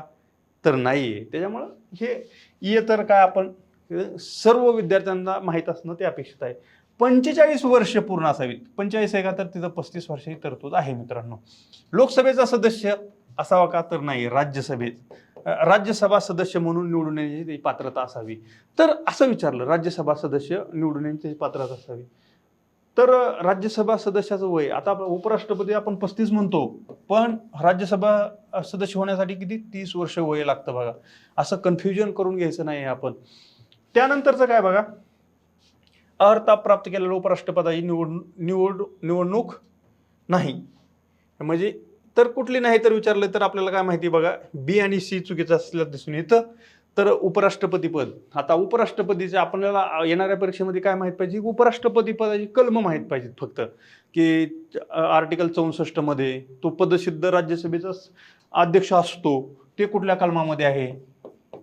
त्याच्यानंतर सध्याचे उपराष्ट्रपती कोण आहेत, कारण मागं बघा जे भारताचे उपराष्ट्रपती होते त्यांनी राजीनामा आपल्या प्रकृतीच्या कारणामुळे दिल्यानंतर महाराष्ट्राचे राज्यपाल जे होते ते राधाकृष्णन उपराष्ट्रपती झाले आहेत. म्हणजे महाराष्ट्राच्या जिव्हाळ्याचा संबंध दिसून येतो की महाराष्ट्राचे राज्यपाल होते ते. त्याच्यामुळं करंटच्या रिलेटेड ह्याच्यावर प्रश्न अजून विचारला गेला नाही आयोगाने, पण करंटमध्ये तर ह्याच्यावर प्रश्न येणं अपेक्षित आहे. घटना खूप दूरची आहे की त्यात जर डीपमध्ये जाऊन विचारला तर ते विचारू शकतात ते कितव्या क्रमांकाचे उपराष्ट्रपती आहेत वगैरे वगैरे, अशा गोष्टी विचारल्या जाऊ शकतात. त्यानंतरचं बघा, तर कंटिन्यू करूयात बघा, पंतप्रधानांच्या भूमिकेबद्दल हा प्रश्न राज्यसेवेला पण आताच्या परीक्षेमध्ये विचारला होता की कशाबद्दल काय बोलले, त्यावर थोडं आपण थोडक्यात डिस्कशन करूया, आधी उत्तरापर्यंत पोहोचूया. मुनरो काय म्हणतो बघा, रॅमसे मूर म्हणतो पंतप्रधान हे जहाजाचे सुकाणू चालक आहेत. तर हे वाक्य बरोबर आहे. HRG ग्रीव्हियन्स, सरकार हे देशाचे स्वामी आहे व पंतप्रधान हे सरकारचे स्वामी आहे. सरकार देशाचे स्वामी आहे म्हणतात आणि ते सरकारचा स्वामी कोण आहे तर पंतप्रधान, हे पण वाक्य बरोबर आहे. पण मुनरो जे काय म्हणतो, पंतप्रधान हे ताऱ्यामधील चंद्र आहेत, तर तो कॅप्टन म्हणतो बघा, कॅप्टन आहेत म्हणतो तो कॅप्टन. त्यामुळे हे सी वाक्य चूक आहे. त्यामुळे काय विचारलंय बरोबर, तर ए बी बरोबर आहे. तर आपल्याला त्या परीक्षा हॉलमध्ये माहीत असणं, तर आपण आता काय करायचं बघा, एक गोष्ट लक्षात, उद्याच्या परीक्षेसाठी प्रिडिक्शन म्हणतो मी डायरेक्ट, की हे प्रिडिक्शन असू शकतं. काय असू शकतं की प्रिडिक्शन, की जे प्रिॲम्बल आहे आपली, प्रिॲम्बलला कोण कोण काय म्हटलं आहे, कुंडली कोण काय म्हटलं आहे, मुन्शी काय म्हणलेत किंवा भार्गव काय म्हणलेत, त्यांच्याबद्दलची माहिती. म्हणजे प्रस्तावना, त्यानंतर पंतप्रधान आणि मंत्री परिषद ह्याच्याबद्दल कोणी काय काय वाक्य वापरलेले आहेत ही माहीत असणं आपल्याला अपेक्षित आहे. त्यातल्या तर IMP प्रस्तावनेबद्दलच्या जोड्या लावा किंवा त्याच्याबद्दलची 4 वाक्ये येऊ शकतात, ते आपल्याला माहीत असणं अपेक्षित आहे. त्यानंतरचा पुढील प्रश्न पहा, की प्रश्न क्रमांक 25 काय, पुन्हा बघा भारतीय संविधानाबद्दल बेसिकवरती प्रश्न विचारलेला आहे की भारतीय संविधानातील भारतीय संघराज्यातील प्रदेशांचे 4 भागात वर्गीकरण करण्यात आले होते. ते कसे होते तर विचारले बघा. पहिलेच काय म्हणतात ते, भाग 1 कायदे मंडळ असलेले संस्थाने. बघा डेफिनेटली असं असणार आहे का ए मध्ये, लॉजिकली जरी तुम्ही विचार केला, तुम्हाला जर परीक्षा हॉलमध्ये माहीत नव्हतं तरी पण संस्थान आधी असणार आहेत का, तर आधी प्रांत असणार आहेत बघा. राज्यपालाचे ब्रिटिश भारतातील राज्यपाल आहे प्रांत, त्यानंतर भारताचे मुख्य कमिशनर प्रांत म्हणजे आताचे केंद्रशासित प्रदेश, आणि डी मध्ये म्हणजे हे फक्त रिव्हर्स केलं आयोगाने, एचं बीला आणि बीचं एला, म्हणून ते 2 वाक्य चूक होती. सी डी उत्तर बरोबर होतं. आणि आता ह्याच्यावर अपेक्षित काय आहे का, तर अपेक्षित जास्त काही नाही की जर प्रश्न ह्याच्यावरती आलाच तर जी राज्यांची निर्मिती झाली आहे 1960 साली महाराष्ट्र आणि गुजरात राज्य सेपरेट झालं, त्यानंतर 1966 साली पंजाब हरियाणाबद्दलचं, किंवा 71 असेल हिमाचल प्रदेश, त्याच्यानंतर ती 1972ला किंवा 75ला सिक्कीम, आणि 87ला गोवा, त्याच्यानंतर ती 3 राज्य छत्तीसगड, झारखंड आणि उत्तराखंड किंवा उत्तरांचल, ही जी राज्य निर्माण झाली होती ती 2000 मध्ये, आणि 2014 सालीचं तेलंगणा राज्य, ह्याच्या निर्मितीबद्दलचं विचारलं जाऊ शकतं. अशा प्रकारे इथं प्रश्न जनरली येऊ शकतो, आणि ते आपल्याला फक्त घटना कालानुक्रम लावणं एवढं माहीत असणं अपेक्षित आहे. त्यानंतरचा पुढील प्रश्न बघा, 26 क्रमांकाचा प्रश्न आहे. पण आपल्याकडे किती प्रश्न आहेत? 45. त्या फक्त 45 प्रश्नांचा आपण डिटेल अनालिसिस घेत आहोत. तर 26 क्रमांकाचा काय, राज्यपालाच्या संबंधात. मी तुम्हाला सुरुवातीलाच काय सांगितलं होतं की राज्यपाल ह्या पदाची सर्व कलम आपल्याला जनरल माहिती पाहिजे आहेत. तर काय विचारलंय बघा, पहिलं 158 नुसार राज्यपाल राष्ट्रपतीच्या मर्जीनुसार पदावर राहील. तर बघा किती नुसार आहे ती, 156 नुसार. आयोगाने फक्त बदल केला कलमामध्ये 158, म्हणून हे वाक्य चूक ठरतं. एक चूक, हे जर चुकीचं आहे विचारलंय तर बी हे गेलं, म्हणजे आपल्याला डायरेक्ट ए उत्तर मिळून जातं.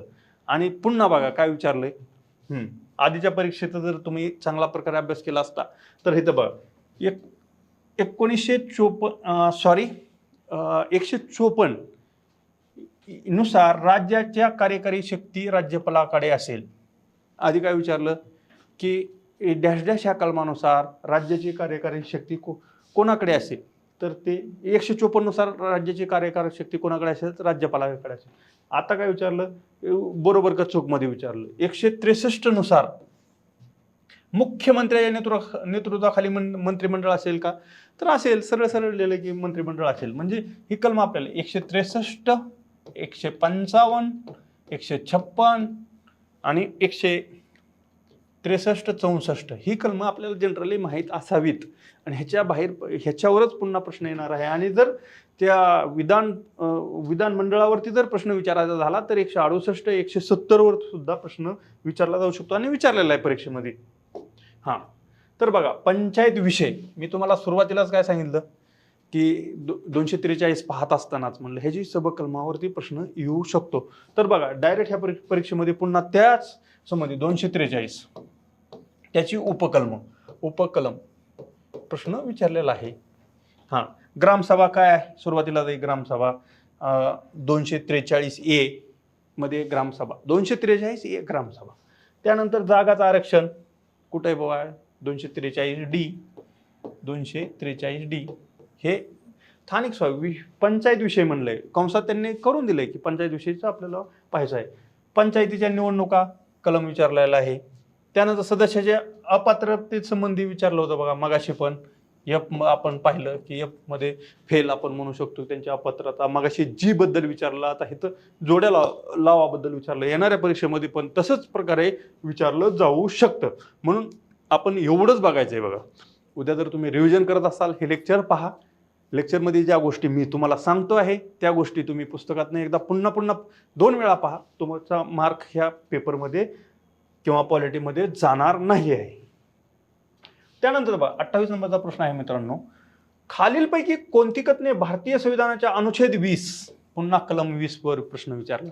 म्हणजे तुम्हाला मी ओरडू का सांगतोय की कलम करा, कलम तुम्ही फक्त लक्षात ठेवा, तुम्हाला मार्क आउट ऑफ मिळणार आहेत. तर बघा 20 बद्दल काय, कायद्याद्वारे प्रस्थापित कार्यपद्धती अनुसरल्याखेरीज कोणत्याही व्यक्तीस व्यक्तिगत स्वातंत्र्यापासून वंचित केले जाणार नाही. हे कुठल्या कलमात आहे मित्रांनो, 20 संबंधी आहे का, तर 20 आपल्याला गुन्ह्यापासून मुक्ती, मी दोषी नाहीये हे ठरवण्यासाठी 3 कंडिशन दिलेल्या आहेत त्याच्याबद्दल आहे. ही कलम 21 मध्ये सांगितलेलं आहे. त्यानंतर बघा, एकाच अपराधाबद्दल एकाच वेळी एक खटला चालवला जाणार नाही. एकाच अपराधासाठी एकदाच खटला चालवला जाईल, हे कलम 20 मध्ये आहे.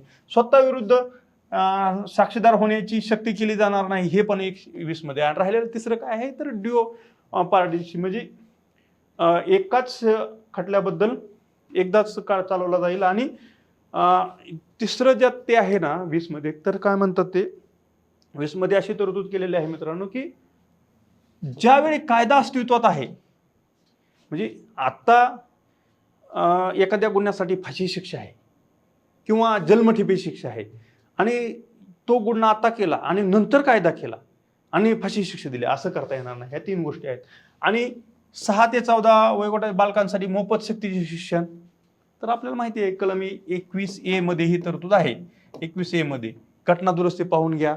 त्याच्यानंतर आरटीआय कायदा की कधी आला तर 2009चा कायदा आहे. ही घटना दुरुस्ती 2002ची आहे मित्रांनो, 2002ची.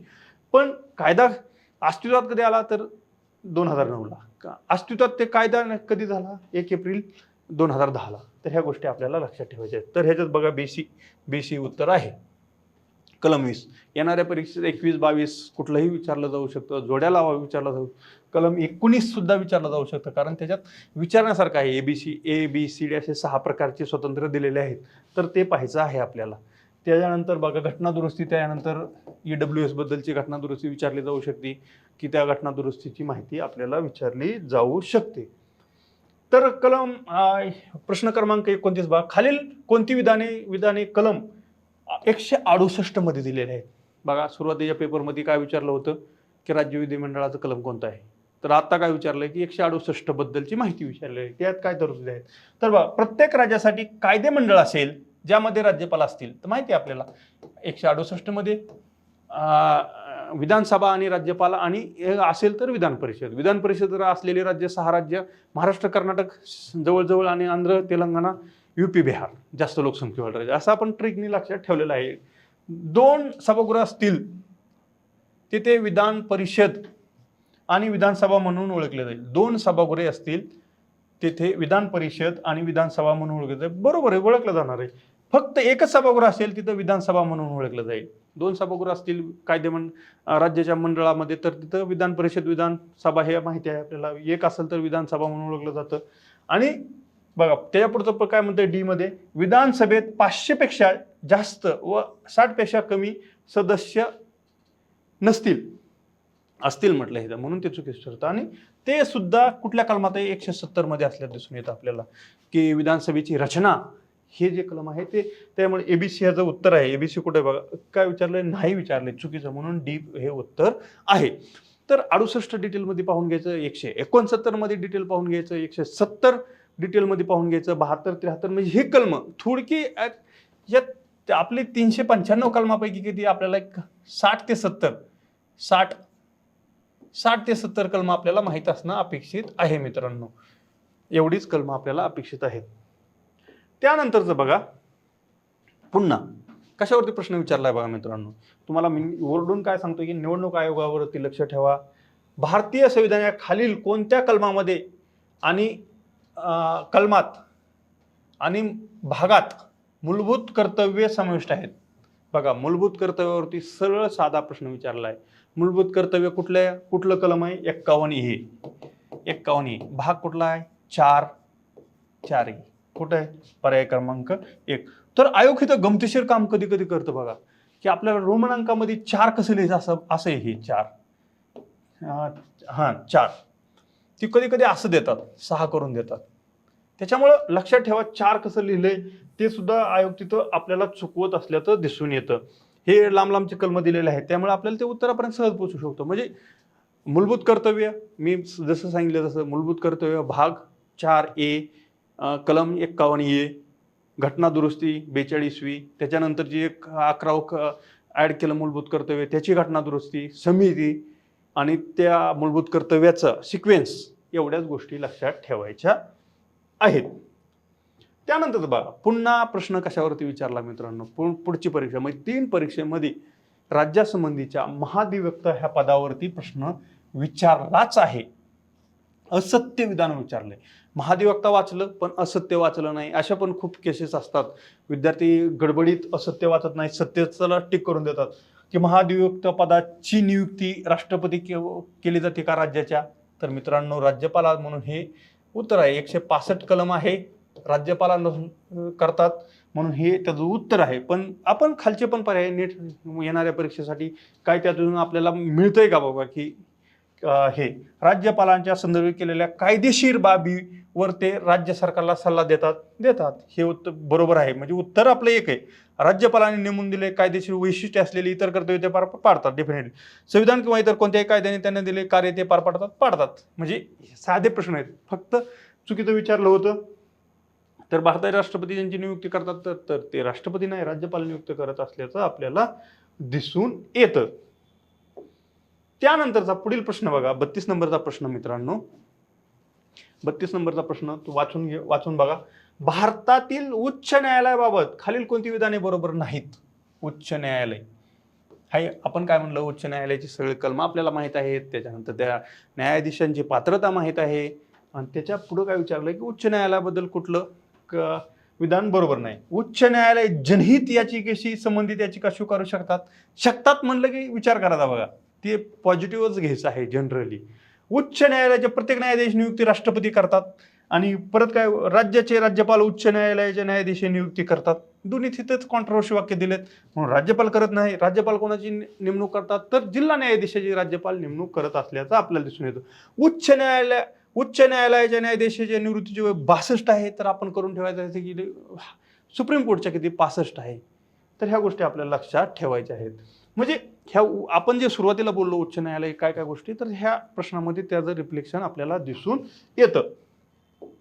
त्यानंतरचा नेक्स्ट बघा, पुन्हा पंचायत राज संबंधी आपल्याला प्रश्न विचारलेला दिसून येतो आयोगाने. म्हणजे आयोग बघा पुन्हा कसे प्रश्न विचारत आहे. तर बघा हे तर काय म्हणतात ते, भारत सरकारकडून प्रत्येक वर्षी 24 एप्रिल हा दिवस खालीलपैकी कोणता दिवस म्हणून साजरा केला जातो? 24 एप्रिल कोणता दिवस साजरा केला जातो? तर आपल्याला माहिती आहे पंचायत राज दिवस कधीपासून, आता विचारलं तर असा विचारत 2015 पासून, कारण डॉक्टर बाबासाहेब आंबेडकरांची संबंधित जयंती होती तेव्हापासून तो साजरा केला जातो. पंचायत राज दिवस म्हणून साजरा केला जातो. आंबेडकर जयंती कधी असते तर आपल्याला माहिती आहे 14 एप्रिलला असते. त्यानंतर ते एक सप्ताह पण साजरा केला जातो बघा, पंचायत राज सप्ताह किंवा पंचायत राज 10 दिवस ते साजरे केले जातात. तर सरळ फॅक्च्युअल प्रश्न होता कधीपासून, जर ह्याच्याबद्दल बघा जास्त टेन्शन घ्यायचं नाही, आपल्याला एवढं माहिती आहे. आणि 24 एप्रिलला का तर ती घटना दुरुस्ती लागू झाल्याचं दिसून येतं, त्याच्याविषयी आहे. त्यानंतर 34 नंबरचा प्रश्न मित्रांनो पहा तुम्ही काय विचारलं गेलेलं आहे 34 नंबरच्या प्रश्नामध्ये. तर बघा, खालीलपैकी कोणत्या राज्यामध्ये विधान परिषद नाही? आपल्याला माहिती 6 राज्य, महाराष्ट्र, कर्नाटक, आंध्र, तेलंगणा, आणि उत्तरेकडची 2 राज्य UP, बिहार. तर काय, राजस्थानमध्ये नाही आहे, केरळमध्ये नाही आहे, कर्नाटक बिहारमध्ये आहे, आणि नाही आहे विचारलं आहे म्हणून काय सभागृह नाही कड उत्तर आहे. तर एवढंच पाठ करायचं आहे. त्याचं कलम माहिती 169 अधिकार निर्माण करण्याचा कोणाला आहे तर साध्या बहुमताने संसदेला आहे. राज्यपालांची शिफारशीनुसार ते राज्य आपण ते कलम 4 बद्दल बोलत होतो पण ते नाही. तर आणि त्याच्यानंतर काय विचारलं, विधान परिषद निवडणुका चालू आहेत त्याच्यामुळे त्याचे सदस्य किती, प्रत्येक राज्याच्या सदस्यांच्या जोड्या येऊ शकतं, किंवा महाराष्ट्र विधान परिषदेमध्ये किती सदस्य आहेत ते विचारलं जाऊ शकतं. अशा प्रकारचा प्रश्न आहे. तर त्याच्यातून परत जर डिटेल येणार नाहीये, पण जर आयोगाने विचारच करून जर प्रश्न विचारला तर शिक्षक मतदारसंघातून किती, राज्यपाल नियुक्त किती असतात, महाराष्ट्रात 12 असले तर दिसून येतं 16 राज्यपाल नियुक्त सदस्य असतात, त्या कुठल्या क्षेत्रातून असतात, हे म्हणजे लिंकिंग प्रोसेस आहे बघा. राज्यसभेवर जसे असतात तसं ह्यात एक एक्स्ट्रा आहे, सहकार हे क्षेत्र आहे, कला, विज्ञान, साहित्य वगैरे ह्या क्षेत्रातून ते निवडले जात असल्याचं आपल्याला दिसून येतं. त्यानंतरचा बघा 35 नंबरचा प्रश्न आहे मित्रांनो. काय विचारलंय, जोड्या लावा. महत्वाचे आहे. घटना दुरुस्त्या पण आपल्या येणाऱ्या परीक्षेसाठी 73-74वी घटना दुरुस्ती तर महत्वाचीच आहे. सोबत काही घटना दुरुस्त्या महत्वाच्या आहेत, 42व्या घटना दुरुस्ती असेल किंवा 44वी घटना दुरुस्ती असेल आणि आता लेटेस्टच्या घटना दुरुस्ती आहे EWS ची कुठली किंवा ओबीसी आयोगाबद्दलची घटना दुरुस्ती कुठली आहे, ह्या घटना दुरुस्त्या किंवा 97वी घटना दुरुस्ती सहकाराबद्दलची आहे ती सुद्धा महत्त्वाची असल्याचं दिसून येतं. 99वी घटना दुरुस्ती, 100वी म्हणजे घटना दुरुस्त्या महत्त्वाच्या असल्याचं दिसून येतं. बांगलादेशासंबंधीची जी घटना दुरुस्ती आहे ती सुद्धा. तर इथं विचारलंय बघा 61वी घटना दुरुस्ती, व्हेरी IMP बघा 61वी घटना दुरुस्ती पुन्हा पुन्हा विचारली जाते, कारण या घटना दुरुस्तीनुसार जे 21 वर्ष मतदानाचं वय होतं ते 18 वर्ष करण्यात आल्याचं आपल्याला दिसून येतं. त्यानंतर 44वी घटना दुरुस्ती आपल्याला सर्वांना माहीत आहे. 44वी घटना दुरुस्ती, 73वी घटना दुरुस्ती बघा पुन्हा इथं 73वी घटना दुरुस्ती विचारलेली आहे. पंचायत राज स्त्रीस्तरीय व्यवस्था, मतदाराचे वय 21हून 61वी घटना दुरुस्ती. त्याच्यानंतरचं काय राष्ट्रपती व उपराष्ट्रपती निवडणूक वाद त्याच्यावरून ते आपल्याला सोडवता आलंच असतं. राज्य लोकसेवा आयोगाची 60 वरून जे आपण MPSCचे सदस्य असतात ते कुठल्या 41व्या घटना दुरुस्तीनुसार त्यांचं 60 वरून 62 वय करण्यात आलेलं आहे. त्याच्यामुळे लक्षात ठेवायचं MPSCवर प्रश्न विचारला तर किती त्यांचे सदस्य, पण आपला ह्या परीक्षेला ते अपेक्षित ह्या 3 पेपरवरून आपल्याला असं दिसून येतं की आयोग जे आहेत राज्यसेवा, UPSC किंवा निवडणूक आयोग ते फक्त प्रश्न आलेले आहेत किंवा मानवी हक्क आयोग ह्याच्यावरती प्रश्न विचारले जात नाहीत. आणि शेवट तुम्ही ते वाचलेलं आहे, तुम्हाला ते माहीत आहे, पण शेवटच्या रिव्हिजनमध्ये फक्त ह्या 45 PYQ डोळ्यासमोर ठेवूनच आपल्याला रिव्हिजन करायचे आहे आणि 13-14 मार्क आरामात मिळवायचे आहेत मित्रांनो. तर हे लक्षात ठेवा. त्यानंतरचं बघा सरपंचाचे अधिकार आणि कर्तव्य. आता हे प्रश्न असा एक विचारला आपल्याला जनरल बेसिक नुसार जर केला असतं तर आला असता, पण हे सगळं पाठ करायचं आहे का सरपंचाचं, पोलीस पाटलाचं, हे आपल्याला ह्या परीक्षेला अपेक्षित नाही, अपेक्षित नसल्याचं दिसून येतं मित्रांनो. हे आपल्याला इथं अपेक्षित नाहीये की ते सगळं आपण केलं पाहिजे. तर बघा इथं काय विचारलं आहे मित्रांनो, सरपंचाचे अधिकार आणि कर्तव्य खालील विधानांचा विचारात घ्या.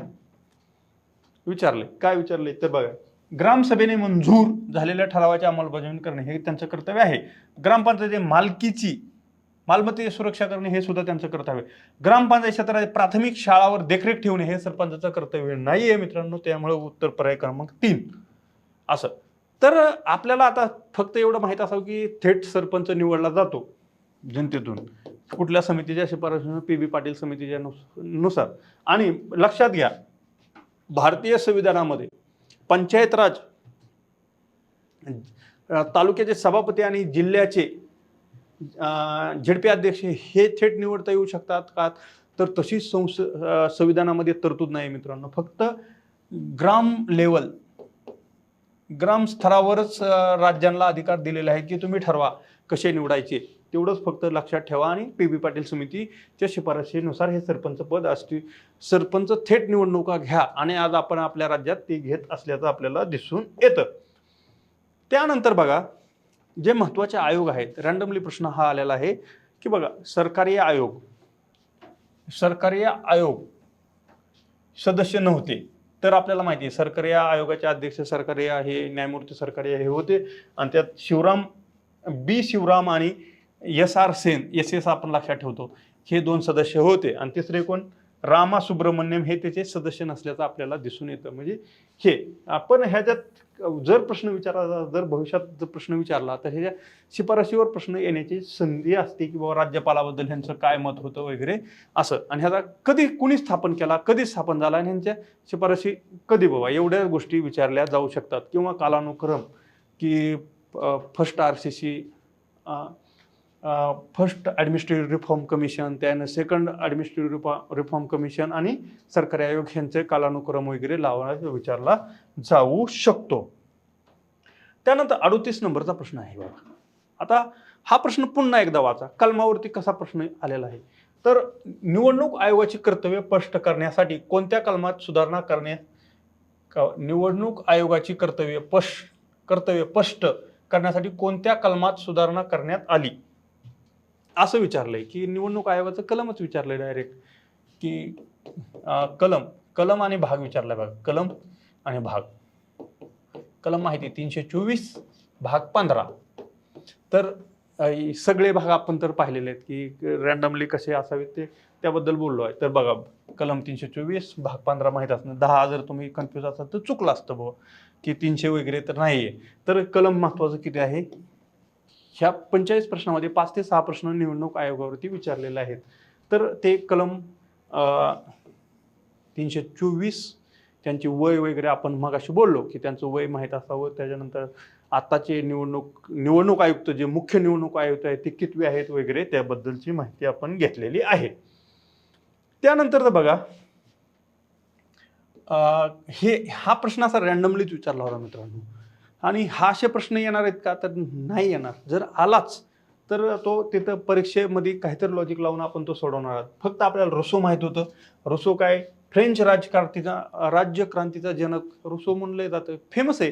आपण शालेय शिक्षणापासून हे शिकत आलेलो आहे की फ्रेंच राज्यक्रांती जी झाली होती तिचे जनक रुसो आहेत. त्याच्याहून हे उत्तरापर्यंत पोचू शकत होतो. थॉमस हॉब कुठले आहेत ते अँग्लो इंडियन तत्वज्ञ वगैरे वगैरे, फ्रेडरिक हायक्सन, हे लक्षात ठेवायचं नाहीये आणि इतकं डीपमध्ये जाऊन आयोग विचारत नाहीये. जर असा एखादा प्रश्न जरी आला तरी घाबरून जायचं नाही. ह्या स्टेजला आपण आतापर्यंत अभ्यास केलेला आहे, त्याच्यातून आपल्याला लॉजिक काही नाही काही लागणारच आहे. त्याच्यामुळे अशा प्रश्नाला आपण घाबरायचं नाही आहे. चला त्यानंतर बघा प्रश्न काय विचारलाय, भारताच्या संविधान परिषदेच्या कार्यविषय समितीचे अध्यक्ष. किती छान प्रश्न विचारलाय बघा की कार्याविषयी हे लोकांनी वाचलंच नाही. भारतीय संविधान परिषदे अध्यक्ष कोण, आणि पहिला पर्याय कधी पण राजेंद्र प्रसाद दिलं आणि लगेच टिक करून समोर गेलो काही गडबडीत, तर उत्तर चुकलं होतं. पण हा शब्द ज्यांनी वाचला कार्याविषयी, तर ह्या लोकांच्या लक्षात आलं की बाबा इथं काहीतरी चूक केलेलं आहे, म्हणून ते गवा माळवणकर हे असल्याचं आपल्याला दिसून येतं. तर हे प्रश्नाचं उत्तर करताना काय काय करायचं बघा. तर ज्या प्रमुख समित्या होत्या की मसुदा समिती कोणाच्या नेतृत्वाखाली होती, बी आर आंबेडकर त्याचे अध्यक्ष असल्याचं आपल्याला दिसून येतं, किंवा संविधान समितीचे अध्यक्ष कोण होते ते पाहायचं आहे. गवा माळवणकर मग सांगितल्याप्रमाणेच. त्याच्यानंतर जवाहरलाल नेहरू यांच्या नेतृत्वाखाली केंद्रीय समिती होती. प्रांताचे संविधान समिती पटेलांच्या, मूलभूत अधिकारावरची समिती कोणाच्या अधिकारावर होती, किंवा अल्पसंख्याकांची समिती कोणाची होती, उपसमितीचे अध्यक्ष कोण होते बघा ते पाहायचं आहे. ह्या समित्या IMP उद्याच्या परीक्षेसाठी समित्यावर प्रश्न येऊ शकतो. त्यानंतरचा बघा नेक्स्ट हा प्रश्न पहा, संविधान परिषदेच्या सल्लागार शाखेने भारतीय राज्य पहिला मसुदा मध्ये सादर केला.